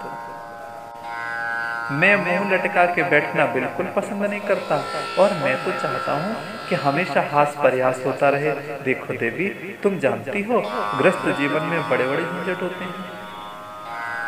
मेरा गृहस्थ जीवन कितना बड़ा है। प्रपंच तो मेरी बुद्धि में भी तमाम भरे हैं, परंतु गृहस्थ जीवन में एक लाभ है। अयम हि परमो लाभो ग्रहेषु गृह मेधिना यन्नरमे नीयते याम प्रियया भीरुभामिनी। भगवान कहते हैं, रुक्मिणी जी गृहस्थ जीवन में एक ही लाभ है। बोले क्या? व्यक्ति अकेला नहीं है,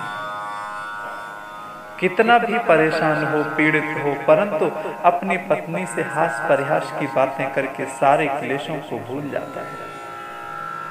मैं उन्हीं परेशानियों को भुलाने के लिए तुमसे हंसी मजाक करने लगा।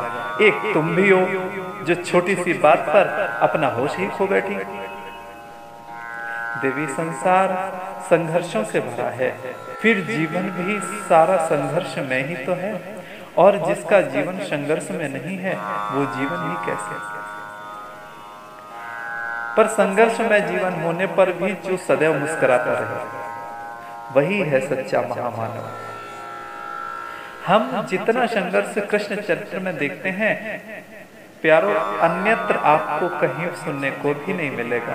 और जितना प्रसन्न मुख कमल भगवान श्री कृष्ण चंद्र का देखेंगे, आपको इतना प्रसन्न चित्त भी अन्यत्र कहीं देखने को नहीं मिलेगा। कृष्ण चरित्र का यही आश्चर्य है।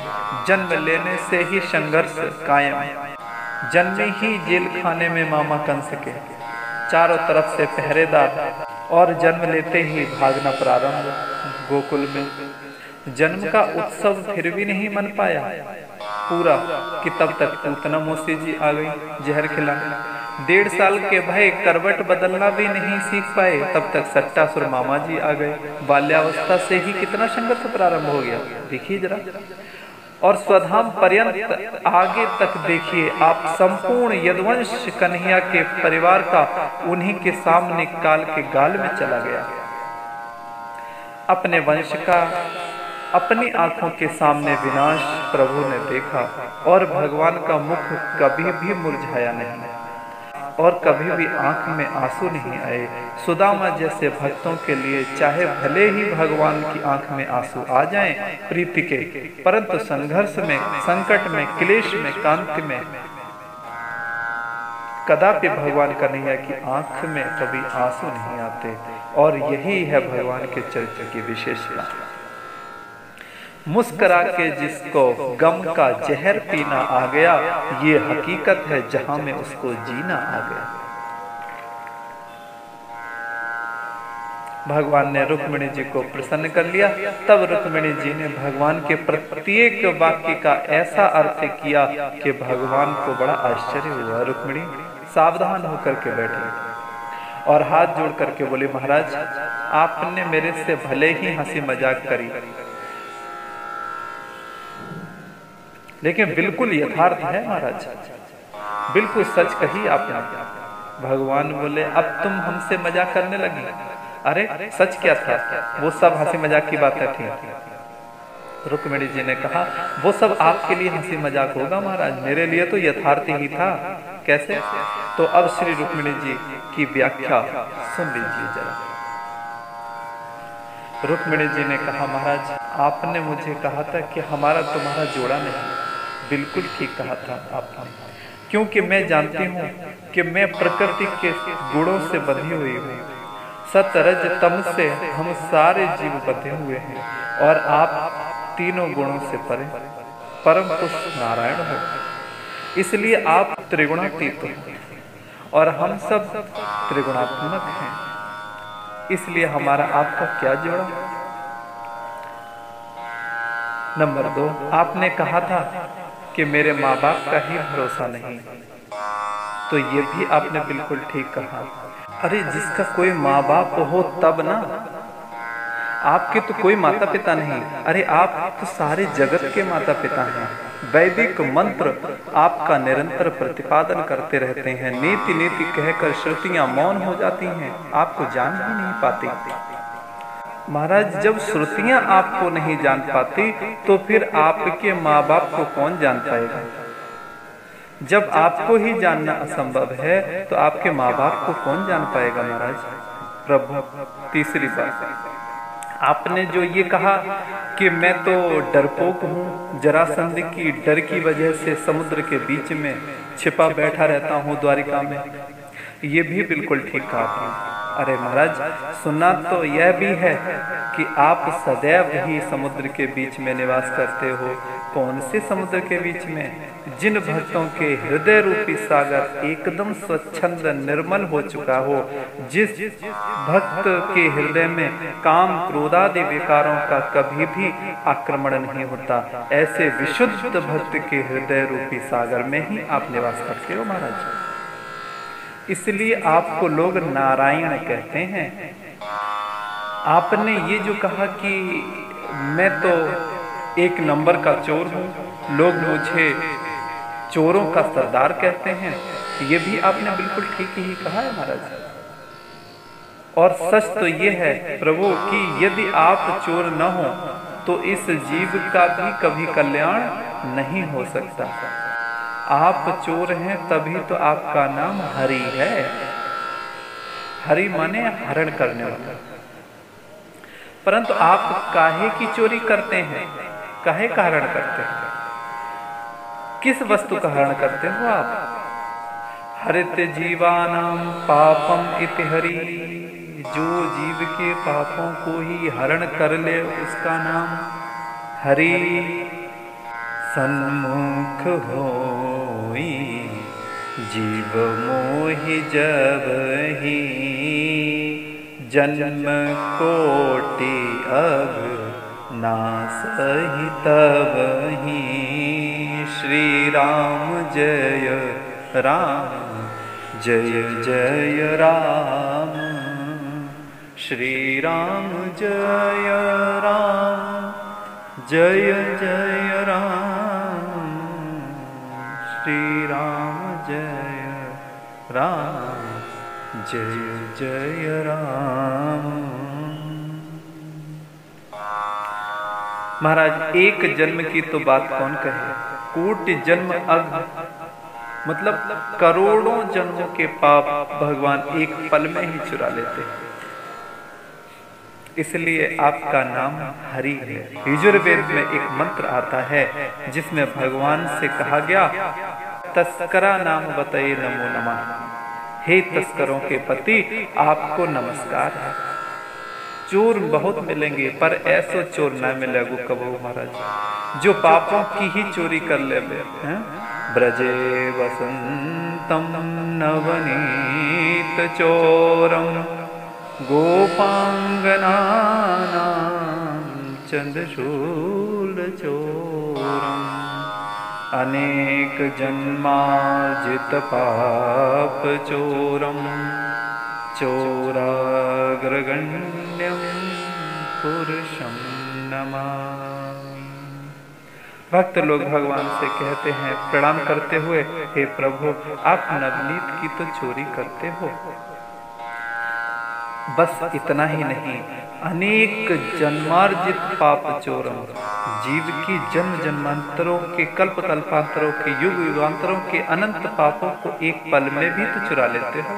इसमें भी तो आप निपुण हो। अगर आप चोरी न करें तो जीव का भी कल्याण नहीं हो सकता महाराज। इस प्रकार से मैया रुक्मिणी जी ने भगवान के प्रत्येक प्रश्न शब्द की व्याख्या पलट दी। भगवान प्रसन्न है गए, बोले देवी तुम इतनी पढ़ी लिखी विदुषी हो, ये तो हमें आज ही पता चला है। सुखदेव जी कहते हैं, परीक्षित, इस प्रकार से इतना बड़ा परिकर होने पर भी प्रभु सदैव अपने प्रियाओं से हास परिहास करके मुस्कुराते रहते हैं। बोलिए द्वारिकाधीश भगवान की जय। आगे कथा आती है राजा नरग की।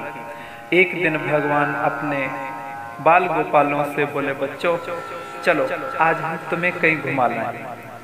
बालक बड़े प्रसन्न, भगवान के साथ घूमने को निकल पड़े। पूरे द्वारिका में बालक घूमते घूमते जब बहुत दूर पहुंचे तो सबको प्यास सताने लगी। बोले प्रभु, हमें बड़ी तेज प्यास लगी है ना, पानी तो कहीं दिख ना रहे हो।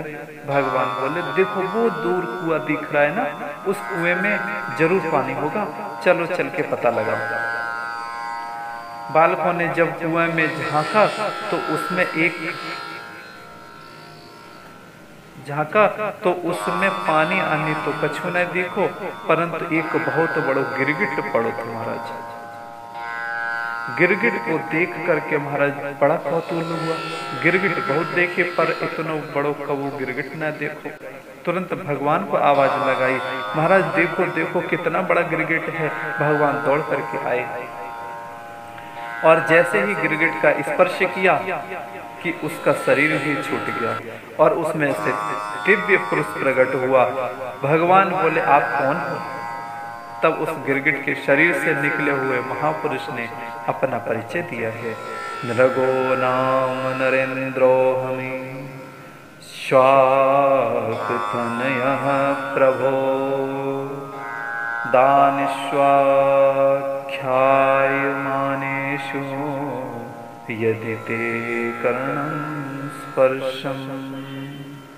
महाराज, मैं शाक का बेटा हूँ और मेरा नाम है राजा नरग।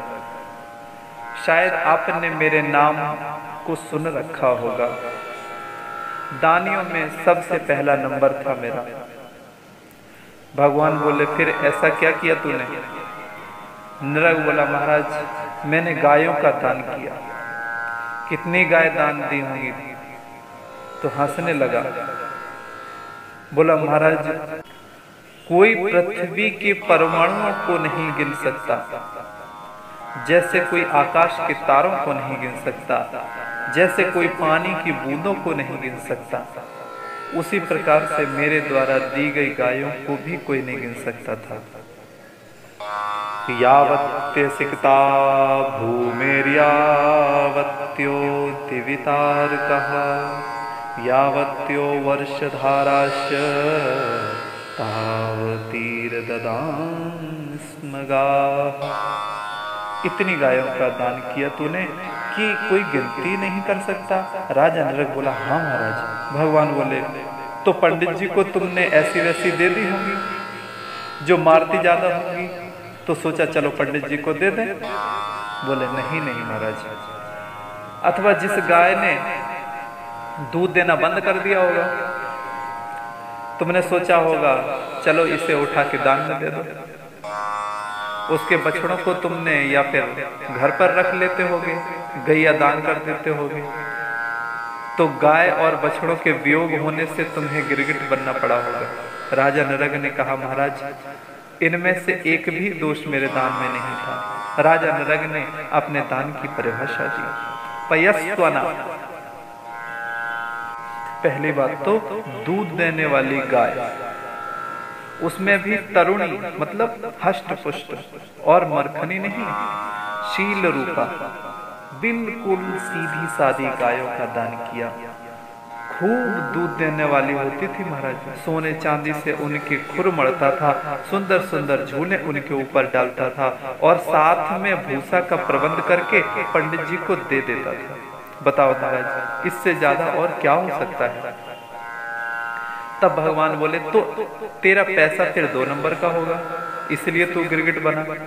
राजा नरक ने कहा नहीं नहीं महाराज, न्यायार्जितः, न्याय पूर्वक ईमानदारी से शुद्ध जो द्रव्य मैंने कमाया उसी संपत्ति का मैंने दान किया महाराज। भगवान बोले जब तेरे दान में कोई दोष नहीं है तो फिर गिरगिट क्यों बना? भगवान बोले कोई न कोई तो कमी है ही ना। दान शब्द का अर्थ क्या है? जिस वस्तु से आपका स्वामित्व अपना अधिकार सर्वथा समाप्त करके दूसरे को समर्पित की जाती है उसका नाम दान है। जो दान देने के बाद अपना स्वामित्व मानता है कि ये मेरा है, उसके दान का संपूर्ण फल नष्ट हो जाता है। इसलिए सावधान, अपनी सत्ता सर्वथा समाप्त कर देनी चाहिए कि अब मेरा कुछ नहीं रहा, तब तो विशुद्ध दान माना जाएगा। राजा नरक ने कहा महाराज यही कमी एक दिन मेरे जीवन में आ गई। एक ब्राह्मण को गाय मैंने दान में दे दी थी, ब्राह्मण देवता उस गाय को लेकर के चले गए। रात्रि के समय वो गाय ब्राह्मण के घर से भागी और मेरी गायों में आकर के मिल गई। मैंने उसे पहचान न सका और दूसरे ब्राह्मण को वही गाय पुनः दान में दे दी। दूसरा ब्राह्मण गाय लेकर के चला गया और रास्ते में जा ही रहा था, पहला वाला ब्राह्मण अपनी गाय ढूंढता हुआ आ रहा था। दोनों आपस में मिल गए। पहला वाला कहता है कि वो गाय मेरी है, ये तूने रात में चुराई होगी मेरे घर से। दूसरा कहता है मूर्ख, मुझसे चोर कहता है, मैं अभी अभी राजा से दान लेकर के आ रहा हूँ। दोनों में झगड़ा हो गया। लड़ते झगड़ते दोनों राजा के पास आए। महाराज निर्णय तुम दो, ये गाय किसकी है? अब राजा धर्म संकट में, महाराज आप लोग सही बोल रहे हैं, गलती मेरे से ही अनजाने में हो गई है। ब्राह्मण ने कहा ये गलती हुई, दान तू देता है या हम ब्राह्मणों को झगड़ा कराता है? नहीं चाहिए तेरा दान। राजा नरक बोला महाराज गाय तो मेरी ही है।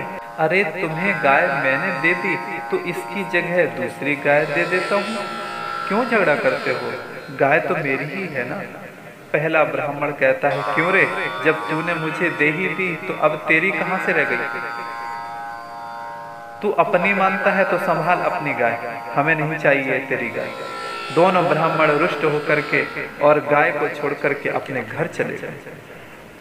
बस अनजाने में यही त्रुटि राजा नृग से बन गई। मरणोपरांत यमराज ने पूछा, बोलो राजा, पुण्य तो बहुत है, पाप थोड़ा सा ही है, पहले तुम क्या भोगना चाहते? राजा के मुख से निकल गया, पहले हम अशुभ भोगना चाहेंगे। राजा नृग कहता है, प्रभु, मैंने जैसे ही ये बात कही तुरंत गिरगिट बना करके कुआं में पटक दिया। उसी पाप के परिणाम स्वरूप मुझे क्या मालूम था कि पाप से पाप बढ़ता है और पुण्य से पुण्य बढ़ता है। महाराज, उस गिरगिट शरीर से पाप होने लगे। परिणाम यह हुआ कि बरसों तक गिरगिट ही बना पड़ा रहा महाराज। और आज जब अनंत पुण्यों का उदय हुआ तो स्वयं आपके श्री चरणारविंद के स्पर्श मात्र से पाप मुक्त होकर के अब मैं आपकी कृपा से आपके धाम को जा रहा हूँ।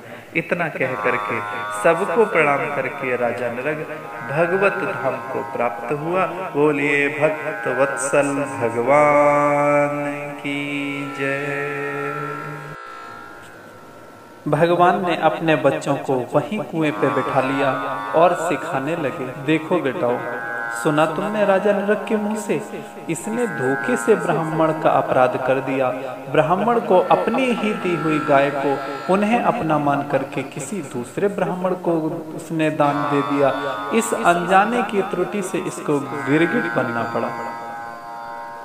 तो जानकर के जो ब्राह्मण के धन का अपहरण करता है वो क्या बनेगा?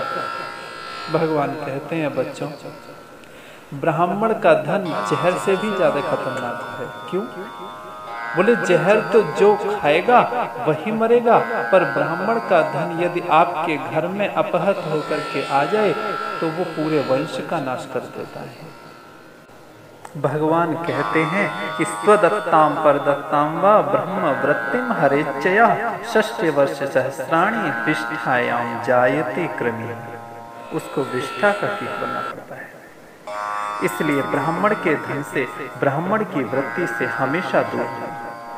भगवान अपने मुख से जिस ब्राह्मण की महिमा गाते हैं वो उस ब्राह्मण की है जिसके अंदर ब्राह्मणत्व है, और जो ब्राह्मणानुकूल कर्म भी करता है उसके धन को किसी ने अपहत किया, उसका धन बहुत खतरनाक है।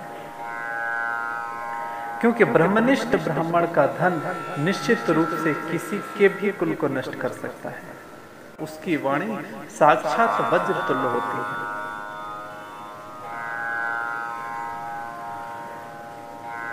प्रथम स्कंद में आता है ना, उस ब्राह्मण के नन्हे से बालक ने जब राजा परीक्षित को शाप दिया कि तुझे 7वें दिन तक्षक काटेगा, तो भगवान ने भी उसकी रक्षा नहीं कर पाई। अश्वत्थामा भी तो ब्राह्मण था।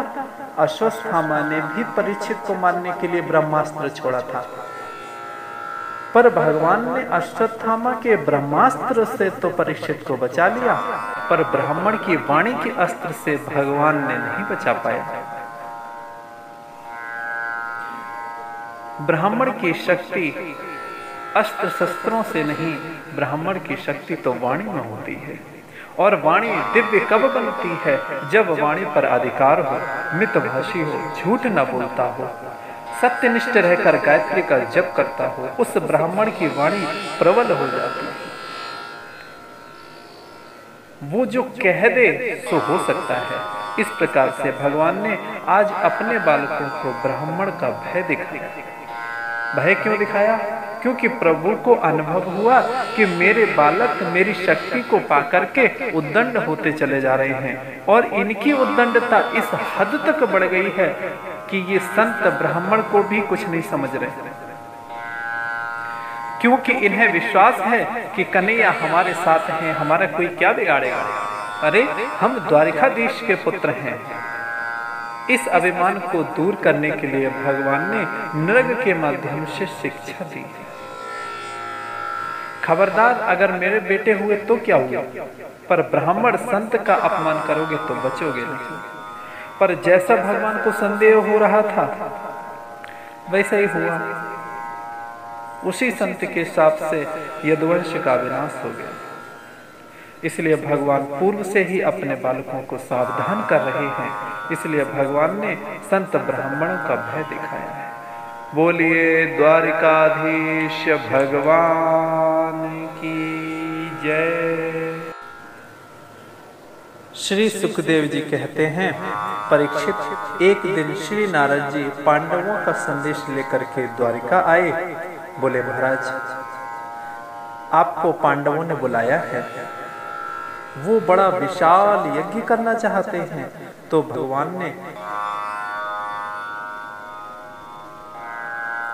भगवान पूरे परिकर के साथ पांडवों से मिलने इंद्रप्रस्थ आए। युधिष्ठिर जी ने कहा, महाराज, मैं चाहता हूँ कि एक बड़ा विशाल राजस्व यज्ञ हो जाता, जिससे मेरे पितर प्रसन्न हो जाते। पूर्वज प्रसन्न हो, इसलिए हम राजस्व यज्ञ करना चाहते हैं। उसके लिए संपूर्ण भारतवर्ष के सभी वीर राजाओं को जीतना पड़ेगा। जब सब हमारी पराजय स्वीकार कर लें, तभी हम राजस्व यज्ञ कर पाएंगे। भगवान बोले, महाराज युधिष्ठिर, आपके चारों भाई इतने समर्थ हैं कि चारों दिशाओं को जीत सकते हैं। हाँ, नहीं जीत सकते तो वो केवल जरासंध है। उसके पास इतना सैनिक शक्ति का बल है कि कोई भी उसे परास्त नहीं कर सकता। इसलिए जरा उसको बुद्धिमानी से जीतना पड़ेगा। अच्छा महाराज, तो आप ही कुछ करिए। आप जो निर्देश देंगे वही होगा। भगवान बोले, भीम अर्जुन को तुम मेरे साथ भेज दो, बाकी का कार्य मैं सब कर लूंगा। ठीक है, ले जाइए महाराज। भीम और अर्जुन को साथ लेकर के कन्हैया जरासंध को जीतने चल दिए। रास्ते में भीम और अर्जुन से बोले, ए सुनो, बोलोगे कोई नहीं, जो बोलूंगा सो मैं बोलूंगा, तुम सब चुपचाप खड़े रहना।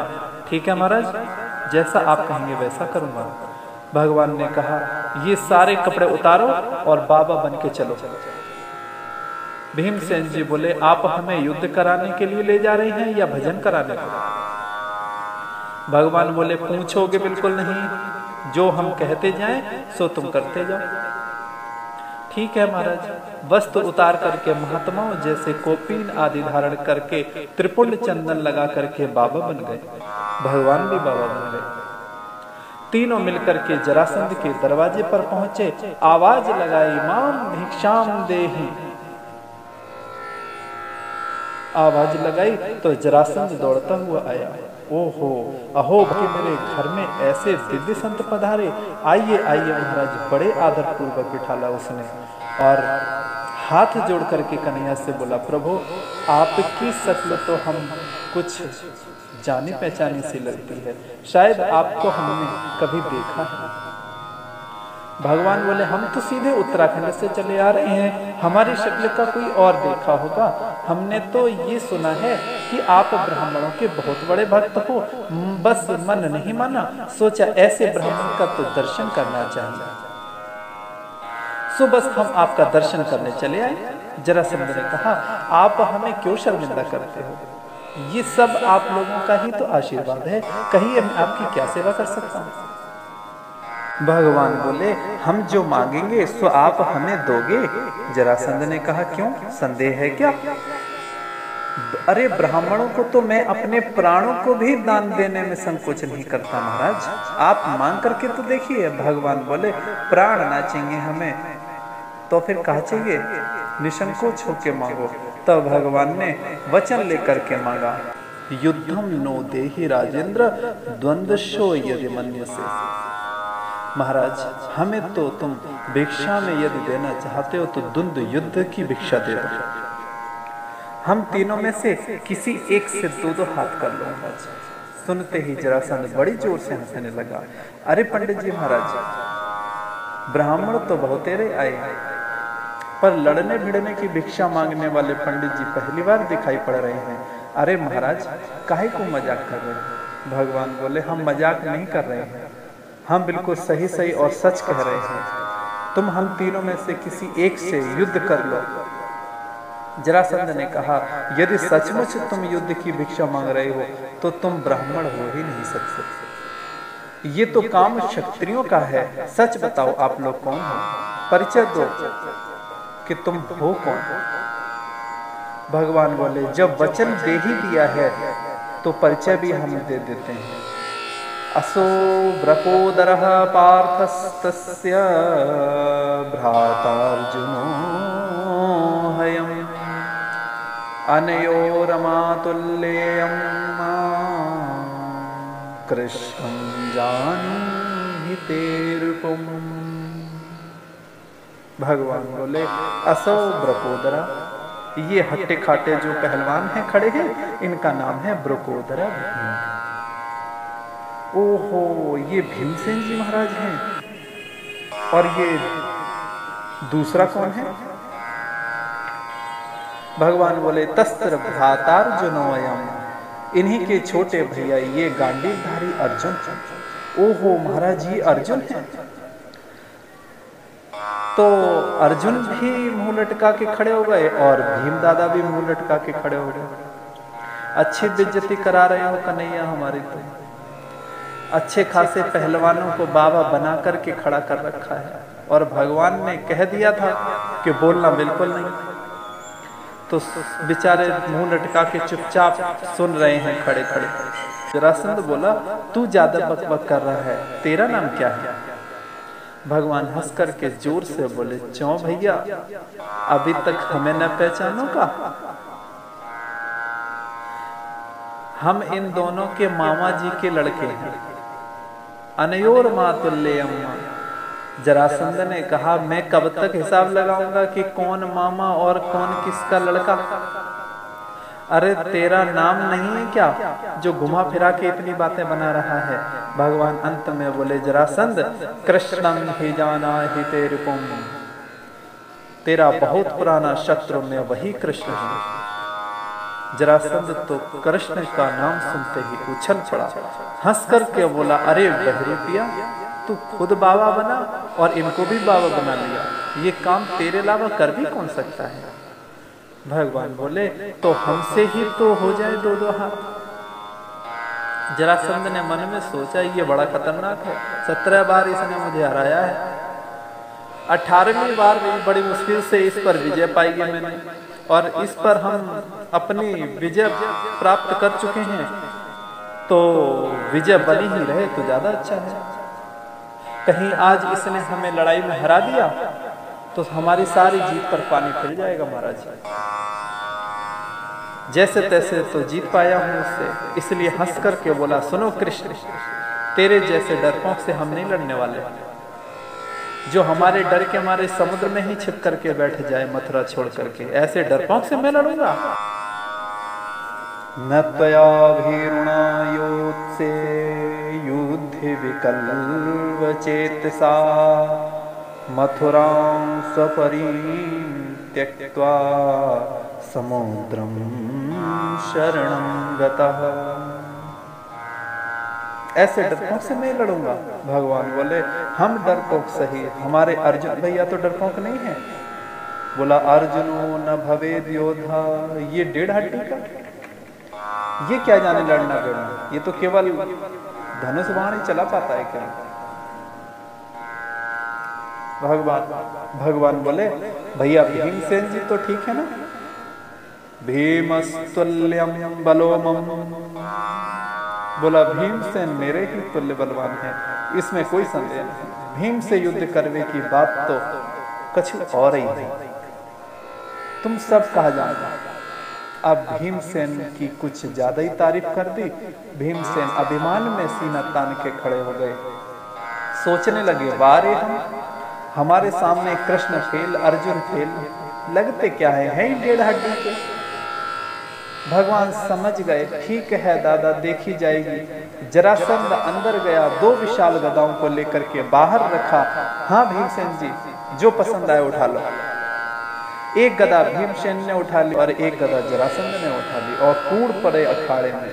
ततश्चट चटा शब्दो ब्रज निष्पेष सन्निभः गदयो क्षिप्तयो राजन् दंतयोरिव दंतिनोः। गदाएं टकराती हैं तो ऐसा लगता है मानो वज्रपात हो गया। अग्नि की चिंगारियां निकल पड़ती हैं। सूर्यास्त होते ही कन्हैया दौड़ करके युद्ध को विराम करा देते हैं। बस बस सूर्यास्त हो गया, चलो घर में अंदर आराम करो। जरासंध के महलों में ही सब आराम करते हैं। जरासंध रात्रि में अद्भुत सेवा करता है, भीमसेन की, कन्हैया की और अर्जुन की। सुंदर सुंदर भोजन कराता है। भीमसेन के शरीर में जहां जहां चोट लग जाती है उसकी मरहम पट्टी करवाने की भी भारी व्यवस्था करता है जरासंध। बिल्कुल भाई भाई की तरह दोनों एक दूसरे के गले मिलते हैं और रात्रि में दोनों एक ही कमरे में शयन करते हैं और सवेरे होते ही एक दूसरे का काल बन करके कूद पड़ते हैं अखाड़े में। इसका नाम है धर्म युद्ध। रात्रि में भाई भाई, दिन में काल। 27 दिन तक यही क्रम चला और 27वें दिन वो ठुकाई करी भीमसेन की कि नस नस ढीली कर दी महाराज। सैकड़ों जगह चोटें लग गई। बड़ी मुश्किल से प्राण बचा पाए। अपने सूर्यास्त तक महाराज भीम ने कराहते हुए दर्द के मारे भीमसेन जी घर आए, महलों में आए। जरासंध ने मरहम पट्टी की व्यवस्था करी। भोजन उपरांत सब तो खर्राटे भर के सोए गए, पर भीमसेन की आज आंख में नींद नहीं। आज भीमसेन की आंख से नींद गायब। हे भगवान, आज तो बच गए, कल क्या होगा? अपने राम की तो कल छुट्टी समझो। अर्धरात्रि में ही भीम धीरे से जागे। दूसरी कक्षा में जहां अर्जुन और कन्हैया शयन कर रहे थे वहां पहुंचे। धीरे से पीतांबर खींचा। कन्हैया का हड़बड़ा के जागे। कन्हैया, अरे अभी तक सोई नहीं तुम? रात के 12 बज रहे हैं, आराम करो। कल सुबह युद्ध नहीं करना तुम्हें क्या? भीमसेन चिल्ला करके बोले, भाड़ में गया तुम्हारा युद्ध। हम आए थे 3 और हमें ही अकेले फंसा दिया आपने। दिन भर मेरी ठुकाई देखते हो खड़े खड़े और रात में खर्राटे भर के सोते हो। एक बार भी नहीं पूछा कि क्या हाल है, इतने दिन हो गए तुम्हें। अरे कम से कम पूछना तो चाहिए था। महीना भर पूरा होने को आया मेरी ही पिटाई देखते देखते तुम्हें। भगवान बोले, दादा धीरे बोलो, वो सो रहा है। भीमसेन बोले, लाला देख, तू मेरे प्राण बचाना चाहे तो रात में ही भाग चल यहाँ से। जाने मेरी बहुत बुरी तरह से ठुकाई करी है, कल मेरे बस की बात ना है लाला, युद्ध कर वो। भगवान समझ गए अकल ठिकाने आएगी आज भीम दादा की। हंस करके बोले, दादाजी आप जैसे महावीर योद्धा को हम जैसे कल के बच्चे बता ही क्या सकते हैं। भीमसेन बोले, लाला कन्हैया, याने तो मेरी सारी पहलवानी उतारते ही अब भलाई याई में है कि यहाँ से भाग चल रहे, या समय कोई न देखेगो। कन्हैया बोले, दादाजी भागने की इतनी जल्दी क्या है? जब 27 दिन तक तुमने अपने मन से युद्ध कियो तो कल का युद्ध हमारे कहने से एक बार और करके देखो। भीमसेन बोले, दर्द के मारे चला नहीं जा रहा है और तुम युद्ध की बात कर रहे हो। कन्हैया बोले, रात भर में तो दर्द बंद हो ही जाएगा।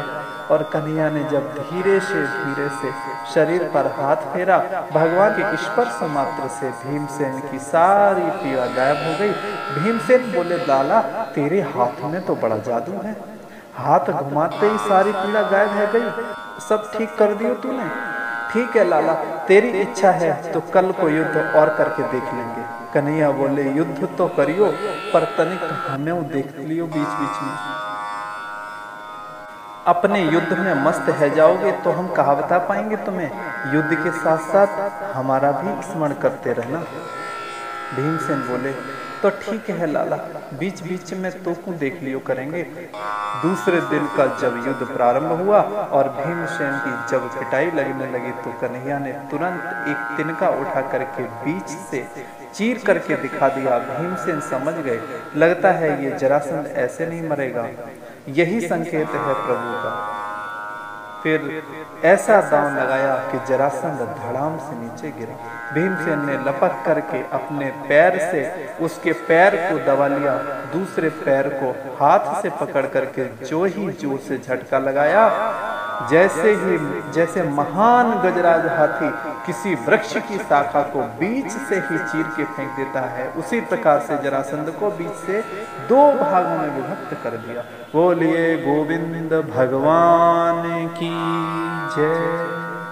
जरासंध का वध हुआ, सभा में हाहाकार मच गया, मगध वासियों में त्राहि त्राहि मच गया, परंतु जरासंध का बेटा सहदेव दौड़ करके भगवान के चरणों में गिर गया। भगवान बोले, बेटा ये धर्म युद्ध था, तेरे पिता मारे गए, तुझे परेशान होने की कोई आवश्यकता नहीं है, क्योंकि अपने पिता का उत्तराधिकारी तू है और तू ही इस मगध देश का राजा बनेगा। भगवान ने तुरंत जरासंध के मरते ही उसके पुत्र सहदेव को मगध नरेश घोषित कर दिया, परंतु जरासंध के जेल खाने में 20,800 राजा कैदी पड़े हुए दुर्दशा को प्राप्त कर रहे हैं। उस कारागृह में जाकर के समस्त राजाओं को बंधन मुक्त कराया है भगवान ने। समस्त राजाओं ने भगवान के चरणों में प्रणाम करके बड़ी सुंदर स्तुति करी। कृष्णाय वासुदेवाय हरे परमात्मने प्रणत क्लेशनाशाय गोविंदाय नमो नमः। ये श्री भागवत जी का सबसे सुंदर मंत्र माना जाता है। इस मंत्र का जाप करने से समस्त क्लेशों का नाश हो जाता है। प्रणत जनों का क्लेश दूर करने वाले प्रभु को हम बारंबार प्रणाम करते हैं। राजाओं ने वंदन किया, नमन किया। भगवान बोले, अरे राजा महाराजाओं, आप सबका निमंत्रण है इंद्रप्रस्थ में। हमारे युधिष्ठिर महाराज बड़ा विशाल यज्ञ कर रहे हैं, आप कृपा करके अवश्य पधारें।